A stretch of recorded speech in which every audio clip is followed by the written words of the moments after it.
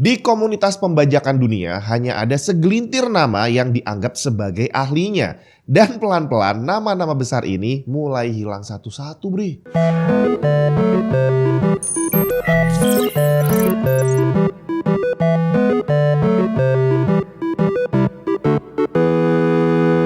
Saya sadar tentang pembajakan itu mundur ke zaman PS1. Jadi waktu itu pertama kali saya punya PS, yang saya tahu adalah gamenya murah. CD-nya harganya murah banget kalau dibandingin sama kasetnya Nintendo atau Super Nintendo yang super mahal, Bre. Saat itu saya belum ada konsep tentang original atau bajakan, taunya harganya murah. Udah, itu aja. Sampai satu hari saya main ke rumah teman saya yang punya PS juga, dan saya inget banget mau main Crash Bandicoot, coy. Nah, waktu dia ngeluarin CD-nya, langsung di sini saya tercengang. Bagus banget bungkus CD-nya. Dan begitu CD-nya dikeluarin, tambah bagus lagi karena bagian bawahnya warnanya hitam, bukan putih seperti CD pada umumnya. Dan secara refleks saya langsung nanya, bagus banget tuh, harganya berapa? Lu beli di mana? Dan akhirnya dia kasih tahu harganya. Saya lupa nominalnya berapa, tapi perbandingannya kurang lebih saat itu kalau CD yang saya beli harganya 20.000, punya dia harganya beberapa ratus ribu, coy. Dari situ konsep pembajakan langsung nancep di kepala dan masuk ke hati. Saya langsung sadar bahwa CD yang saya punya adalah palsu. Dan seketika itu juga muncul rasa malu, Bre.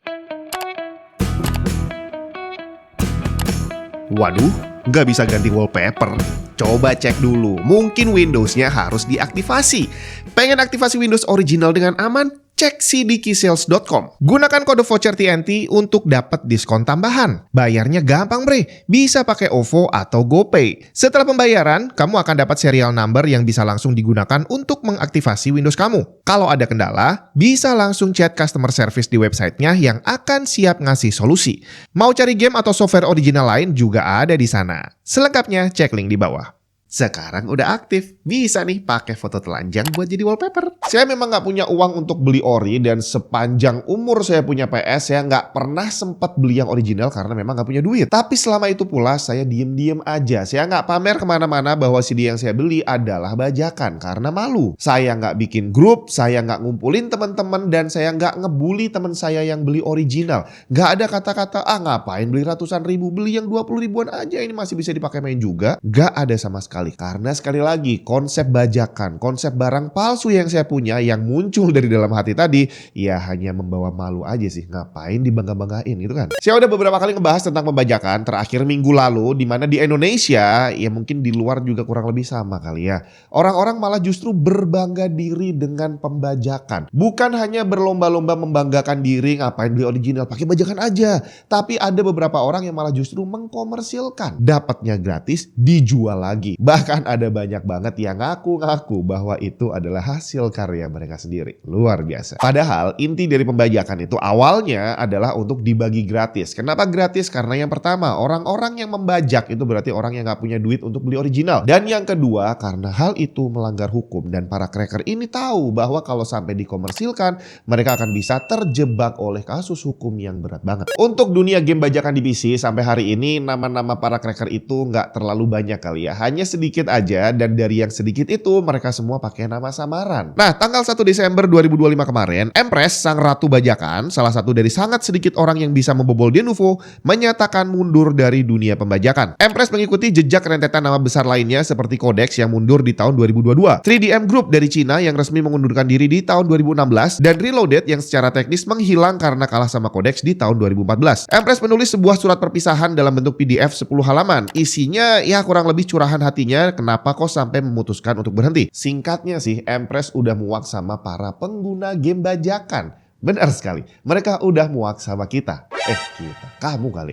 Pertama, udah susah-susah nge-crack gamenya, malah pada protes kalau gamenya bukan kesukaan mereka. Kedua, sebagian besar usernya menganggap cracker sebagai pesuruh, request ini itu, komplain ini itu, tapi nggak pernah ada yang peduli untuk donasi. Ketiga, hal ini membuat Empress merasa tidak dihargai. Dan keempat, banyak orang mencuri hasil crack Empress, terus ngaku-ngaku bahwa itu adalah hasil karya mereka. Empress menyebut orang-orang ini sebagai ungrateful lying Dan satu lagi, para pengguna game bajakan ini terang-terangan pamer PC super high-end tapi nggak mau beli original. Padahal konsep awal crack yang dilakukan oleh Empress adalah preservation. Preservation ini bisa diartikan menjadi banyak hal, seperti mungkin kamu punya game originalnya tapi karena harus online, harus bergantung sama server, akhirnya di-crack aja biar bisa dimainkan offline. Atau kalau zaman dulu nih ya, kita beli masih CD original, itu CD bisa rusak dan bisa hilang. Dan kalau sampai itu terjadi, rugi besar. Udah beli mahal-mahal, hilang. Tapi kalau cuma di copy doang, nggak bisa dipakai. Jadi harus di copy dan di crack. Yang tujuannya adalah untuk membackup barang yang sudah kita punya. Kalau kamu punya penafsiran lain soal preservation, bisa di-share aja di kolom komentar. Udah siap dengan teknologi OLED terbaru? Teknologi monitor yang semakin sempurna. Asus ROG Swift OLED TG27 AQ-WPW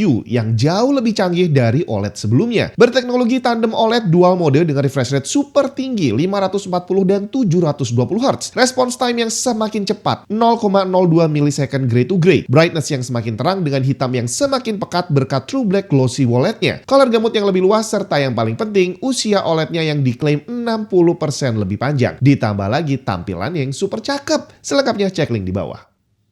Di samping berkeluh kesah tentang kegiatan membajak, Empress juga ngasih saran untuk para developer gimana caranya merilis game original yang bikin orang mau beli. Dan gimana caranya menjaga gamenya nggak dibajak tanpa perlu pakai Denuvo. Termasuk pesan untuk para pembajak, seandainya kalian adalah developer game, nggak mungkin kalian rela game kalian itu dibajak. Jadi kalau memang sanggup beli, belilah. Tapi kalau memang nggak punya duit, percayalah, one day kamu akan punya duit untuk beli game original. Jadi di sini Empress dan juga para cracker lainnya itu sepertinya memang udah sepakat bahwa yang mereka lakukan itu bukan hal yang baik. Jadi mereka sering banget ngasih tahu kita kalau punya duitnya beli aja, hargai hasil karya orang lain. Kalau memang gak punya duit, ya tadi silakan ngebajak, tapi nanti kalau udah punya, beli originalnya untuk mendukung developernya. Di mana hal ini semakin kesini semakin diabaikan oleh orang. Banyak di antara kita yang hanya ngejar yang penting dapat game bajakan, habis itu bikin grup dan rame-rame mengglorify apa yang kita lakukan. Ngebully orang yang beli original, ngapain mahal-mahal kalau yang gratisan aja ada. Dan sekali lagi orang-orang yang ngaku-ngaku bahwa itu hasil karya mereka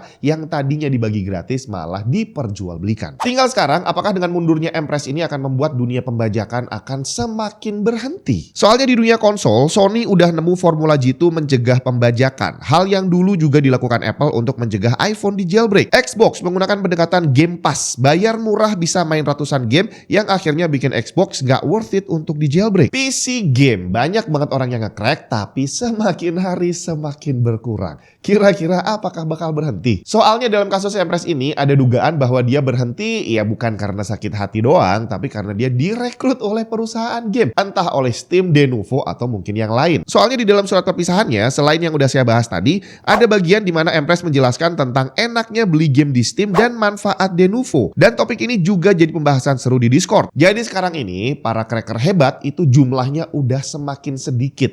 Dan kalau memang yang dulu-dulu mereka berhenti itu karena ternyata direkrut oleh perusahaan game, apa jadinya kalau yang tersisa ini direkrut sekalian aja dan habis semuanya? Apa yang bakal terjadi dengan dunia game bajakan, terutama PC gaming? Karena kalau konsol, iya udah sangat susah untuk di-crack atau udah nggak worth it untuk di-crack. Gimana nasib kita nantinya? Atau lebih tepatnya nasib kamu nantinya?